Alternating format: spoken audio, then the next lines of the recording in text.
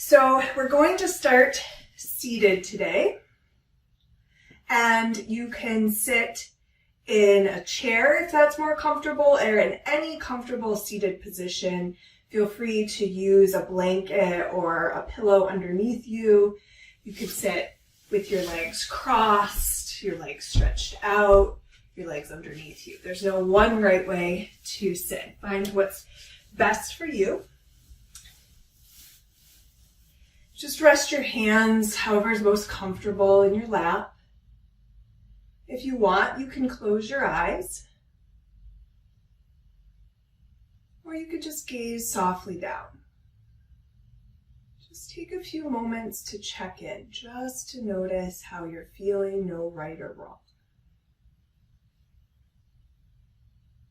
So today I wanted to talk a little bit about some concepts in yoga beyond asana, beyond just postures.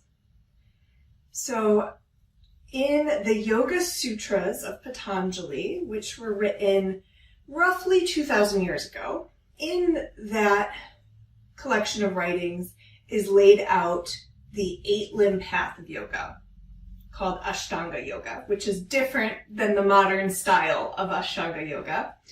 And one of those 8 limbs is asana, is posture. But what's referred to in the Yoga Sutras as posture and what's described as more, again, seated postures for meditation, not sun salutations, not fancy twisty vinyasa-y, showy-offy sequences, right? It's more about finding a comfortable seat so that you can prepare your body and mind for meditation.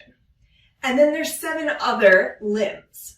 So today I want to talk about the first limb. So the first 2 limbs kind of go together. They're called the Yamas and the Niyamas, and they're guidelines for how we live our life. So really about taking your yoga practice off of your mat. So the first limb is the Yamas. There's 5 of them. That word translates as like self-regulating behaviors. The 5 Yamas are Ahimsa, nonviolence or peacefulness, Satya, truthfulness, Bramacharya, which traditionally was translated as celibacy, but in our modern context we can think about it as moderation and moderating our energy in various ways. Asteya, non-stealing. We can also think about it as generosity, of giving what we have. And then Aparigraha, which is translated as greedlessness, or we can also think of that as gratitude for what we have. So just some food for thought, things to think about as you move through your day, of really thinking about how your yoga practice doesn't just happen on your mat, but happens as we're living our life. And I'll also give some tips to think about these concepts, the 5 Yamas, as we're moving through our practice. So I invite you now to deepen your breath. And if it's helpful to bring one or both hands to your torso, maybe one hand to your belly, one to your chest, or both to your belly, just to begin to notice and feel the breath. You could do that if you wanted. As you're inhaling, feeling that expansion of your ribs moving outward, your chest and your belly rising as your lungs fill with air. And then as you exhale, that slight contraction inward as the lungs empty. Beginning to deepen it and lengthen your breath now. Either breathing in and out through your nose, or if it's more comfortable to inhale through your nose and exhale through your mouth, you can always do that. Try to breathe smoothly and gently without strain. So even right here in our breath, we're trying to cultivate ahimsa, right? Peacefulness in our breathing, non-violence in our breathing. And using Bramacharya, moderation, not trying to make our breath too deep or holding it like we're straining to breathe. And I invite you to set a sankalpa, or resolve, a heartfelt desire. What does your heart desire today?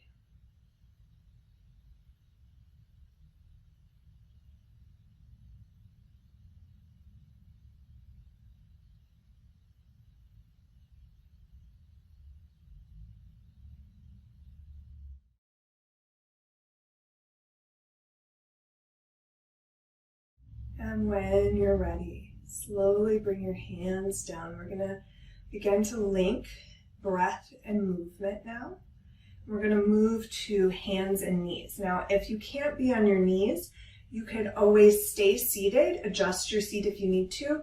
And we're going to move through some rounds of cat and cow, which you could do seated. So I'm going to show it first seated, and then I'll also show it from tabletop, from hands and knees. So if you're seated, with your inhale, you'll bring your chest forward, lift your gaze. And with your exhale, you'll round, draw your navel in, chin to your chest. Again, you could sit in any way that's comfortable. You could also sit in a chair. If you're on hands and knees, you could use a blanket if you needed to pad under your knees. And then from here, knees are under your hips, wrists are under your shoulders. Inhale, drop the belly, lift the gaze. And exhale, round. Draw your navel in, chin to your chest. And just continue to move on your own, letting your breath guide you. Finding your version of this that causes no harm, right? Again, practicing ahimsa in your asana, in your postures. And no matter what this looks like in your body, having gratitude, Aparigraha, for what your body can do. And then when you're ready, come back to a neutral table or sitting upright. And next we're going to move side to side. So from center, inhale here, and with your exhale, gaze over one shoulder at your foot. Like you're making a C shape with your spine, trying to bring your shoulder and your hip a little closer. And then inhale, come back to center. Exhale, gaze over the other shoulder at your other foot. So feeling a nice lateral or side stretch here as you move side to side now on your own. And if you're doing this seated, it could look like lifting one arm overhead to get a nice lateral stretch side to side. So again, finding your truth, your Satya, your true expression of the pose. There's not one right way to do it. There's a way that feels best for your body, and that could change day to day. Move slow and gentle. And if you're on hands and knees, maybe it's a good practice of Ahimsa and Bramacharya to come off of your wrists for a moment and do some wrist circles. But see what you need, right? So practicing that moderation if it feels like your wrists are like, oh, they're feeling a lot. And remember, you can always bring your hands a little forward or turn your fingers out to take a little pressure off the wrists. So next we're going to move to downward facing dog, Adho Mukha Svanasana. So from table, bring your hands about one handprint in front of your shoulders. Tuck your toes under and lift your hips up. In a moment, I'll show another version at the wall if you're taking care of your shoulders. So your feet are at least hip distance apart. You could be wider. Your hips are reaching up. You can bend your knees if you want. Think about lengthening your spine. Your heels don't have to touch the ground, but just think about letting them drop towards the earth. Your upper arms are rotating out. Take one more breath here if you're in the down dog on your mat, and then drop back down to table. Take a break. If you need to come off your wrists, do so. So I'm going to show it on the wall. So your handprints would go on the wall. maybe a little higher than shoulder height, and walk away. Same thing, feet at least hip distance, could be wider, reach the hips back, lengthen the spine. You could also do this with the back of a chair or a tabletop. So when you're ready, if you were on your mat doing down dog, maybe taking it one more time, or trying it with a chair or the wall, mixing it up.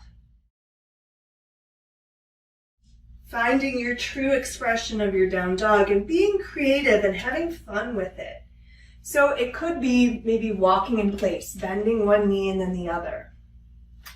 It could be shaking your head gently, yes and no.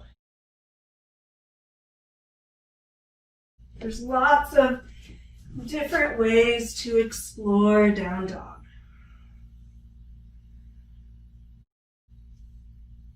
And this next part you could do from down dog or from table. So you're going to lift your right leg out behind you. And then inhale here and really lengthen, but try to keep your hips even so your right hip isn't flying up. And then exhale and draw your knee in and bring it up between your hands. So you might need to use your hand to assist your foot to come up. And this is where you might use blocks.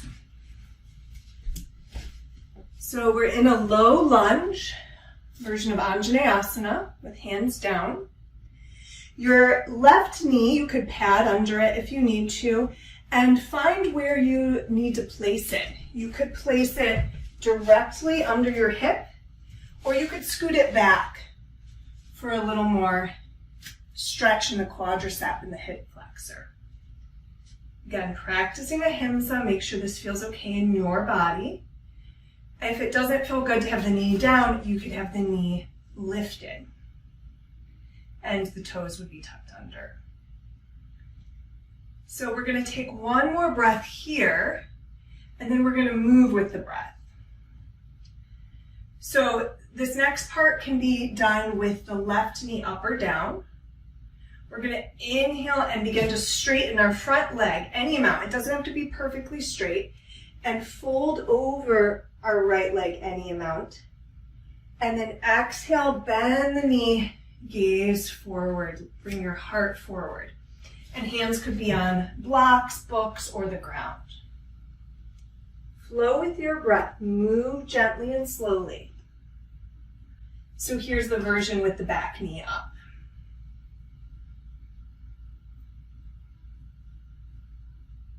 Find your expression, practicing moderation, Bramacharya, not pushing yourself too far or going too fast. Take a break if you need it. Giving gratitude to your legs and your hips here. Saying hello. So now we're going to pause in the lunge. It could be back knee up or down. Up to you. And if you want to keep the back knee lifted, it's going to add more balance to this. So see what you need. We're going to very slowly and with control draw your hips in towards one another. Engage your core, lift your arms. If that feels okay for your body. If that doesn't feel good, you can always skip this. And again, you could be here in crescent warrior, or you could be in the kneeling crescent with your back knee down. Shine your heart forward. You can always bring your arms wider or hands to your hips if that's better for your shoulders. Thinking about sending Asteya, generosity, out into the world through this heart-opening pose. One more breath.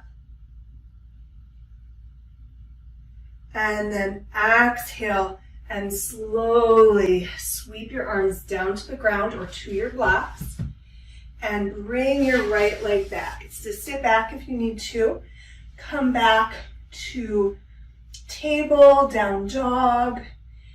If you are familiar with like a vinyasa style of yoga and you want to take a vinyasa here, going into plank, lowering down, doing a back bend, feel free to do that. we're just going to take a moment, and another option I'll show now is I'm just going to take child's pose, Balasana. Just taking a break. So if you need a break, you can always take child's, or just stay seated or in tabletop.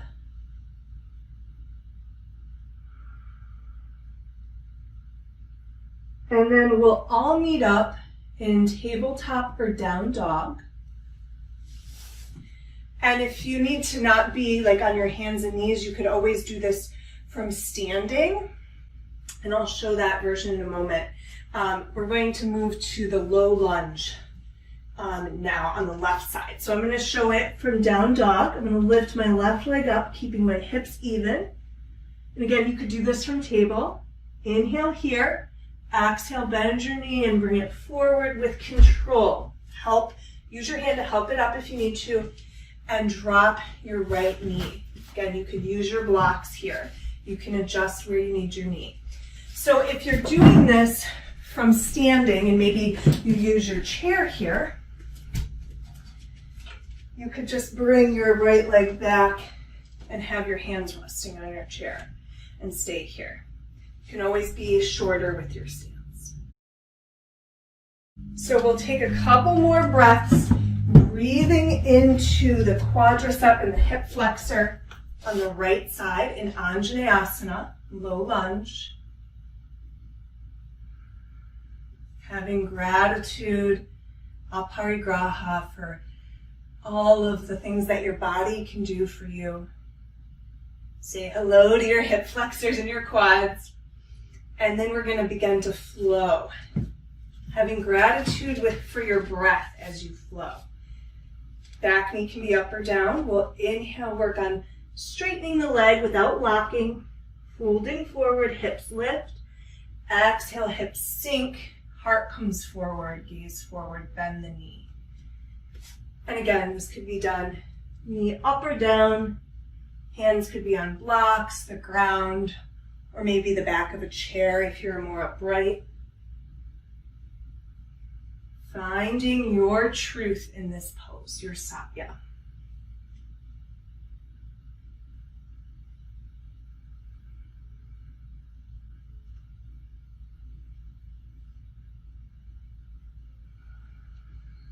One more breath.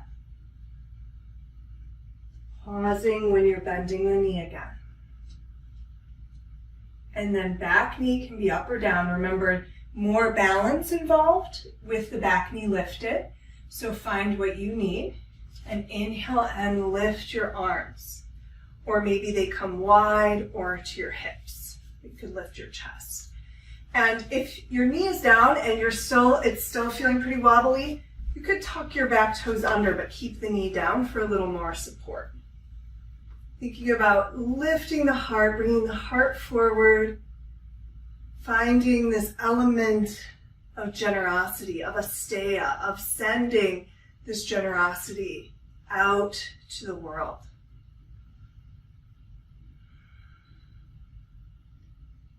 One more breath here.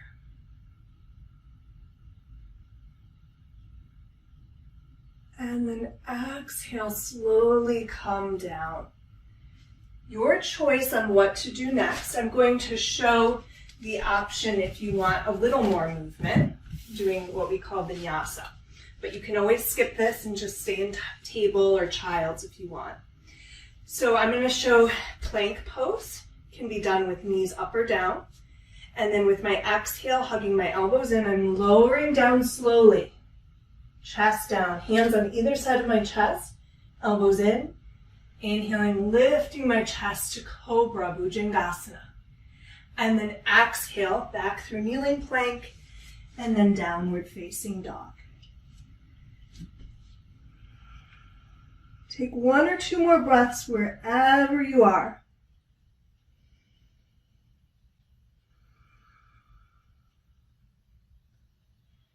And when you're ready, we'll slowly come down for a moment. Take child's pose. Check in with your sankalpa, your heartfelt desire.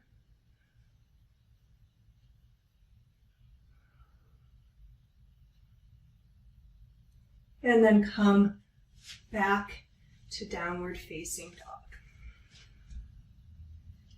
We're going to slowly walk our hands back till we're in a standing forward fold at the back of our mat. You could use blocks here if you wanted under your hands. If you're taking care of your low back and you want to stay more halfway, you could do that. Hands could rest on your thighs or the seat of a chair. Knees can be bent here or straight, but try not to hyperextend or lock the knees. And if you're folded forward, come up halfway. This is Ardha Uttanasana. And if it feels okay to fold in again, Uttanasana, you can do that.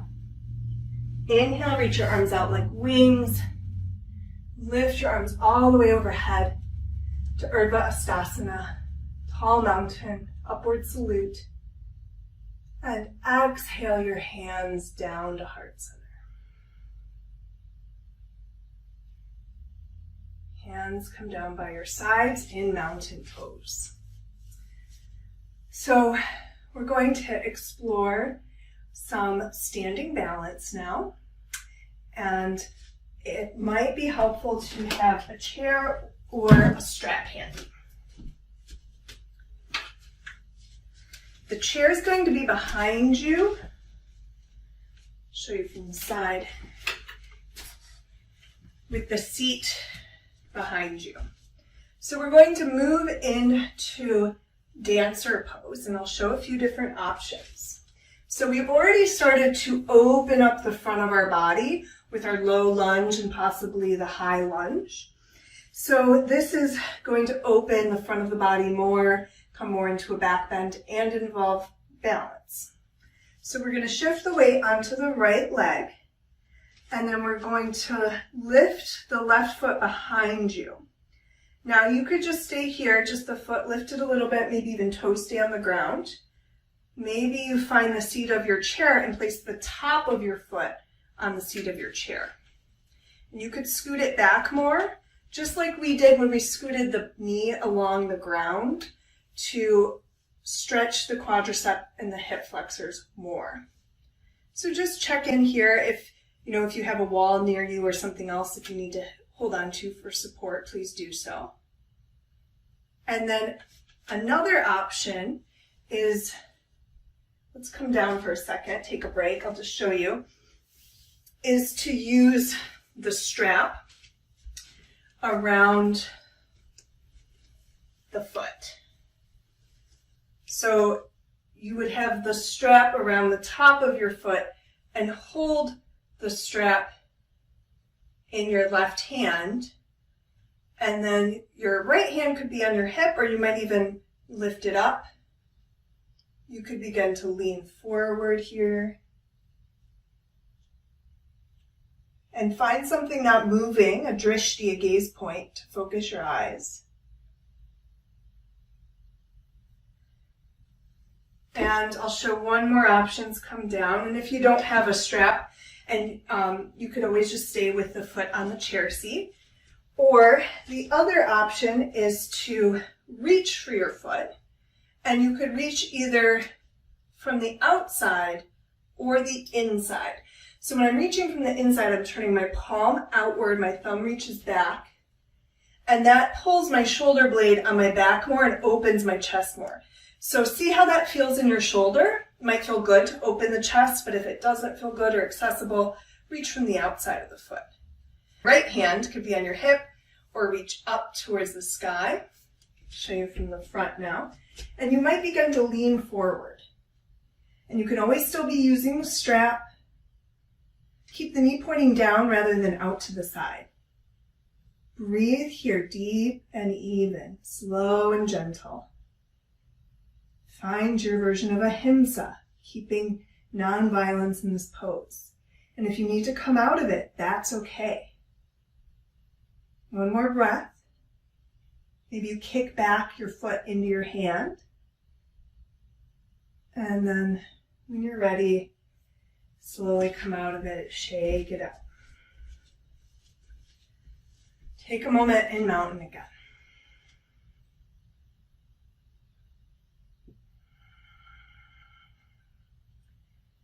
So we'll repeat those 3 options on the right side. So the left foot will be our standing leg now, shifting the weight over to the left. Turn to the side. The right foot can come behind you to the seat of the chair. If that's too high, if you happen to have a rung of your chair or maybe on top of your block, you could rest the top of your foot.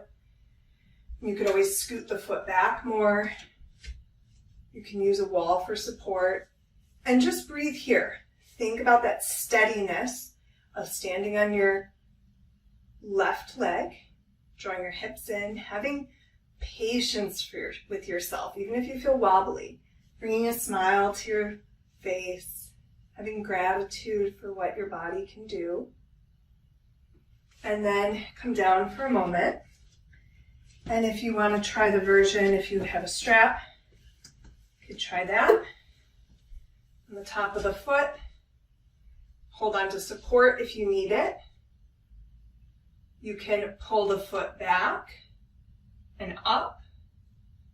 You might lift your left arm, find a place not moving in front of you to focus your gaze, your drishti. You might kick back and lean forward.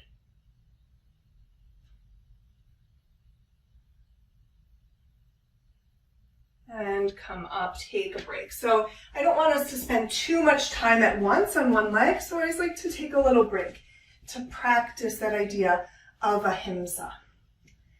So 3rd time, you could take any of those first 2 versions, or maybe you reach for your foot, either inside or outside.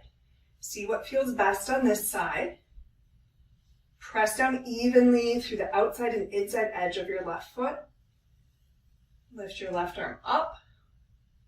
Begin to kick the foot back, knees pointing down. Your drishti might begin to move down towards the earth. Breathe deep and even.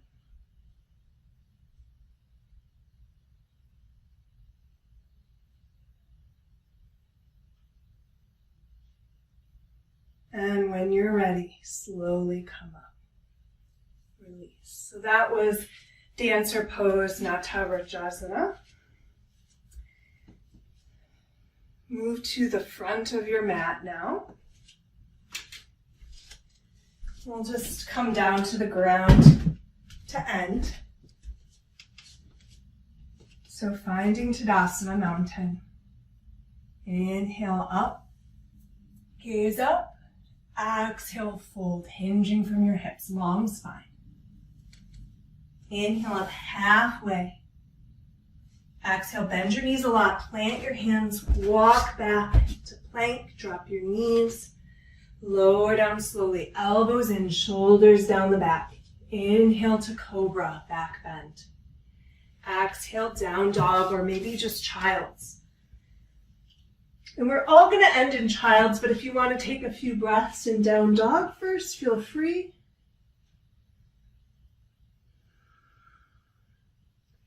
And if it's not comfortable to be in child's pose, if it bothers your knees or your hips, feel free to end either seated or maybe just laying on your belly.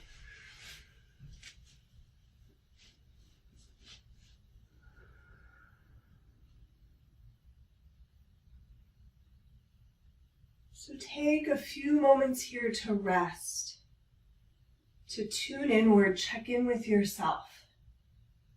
Check in with the qualities of the yamas in your practice. And maybe begin to think about how you can bring the yamas out into the rest of your day.